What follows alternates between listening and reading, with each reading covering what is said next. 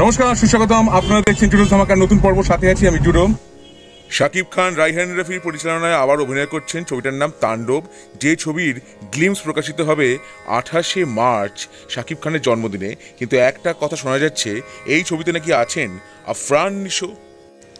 তবে একটা কথা শোনা যাচ্ছে যে এই ছবিতে সাবিলা নূর, বাংলাদেশের নাটকে যিনি অভিনয় করেন, তিনি অভিনয় করতে চলেছেন।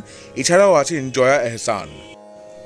ছবিটা মুক্তি পাবে 2026 সালের ঈদে। কিন্তু আফরান নিশো আছেন কিনা সে বিষয়ে প্রশ্ন করা হলে এই ছবির প্রযোজক শাহরিয়ার শাকিল জানিয়েছেন, না, আফরান নিশো নেই।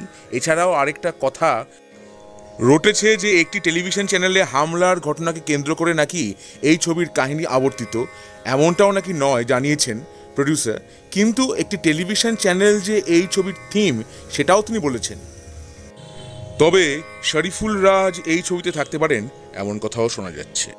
তাহলে আজকের ব্লগটা কেমন লাগলো? ভালো লেগে থাকলে অবশ্যই লাইক করুন, শেয়ার করুন, সাবস্ক্রাইব করুন আমার চ্যানেল এবং আমার ফেসবুক পেজ জুডোস ধামাকা। সেটাকেও লাইক করুন, ফলো করুন। পরের পর্বে ফিরছি নতুন কোনো চমক নিয়ে, নতুন কোনো ধামাকা নিয়ে।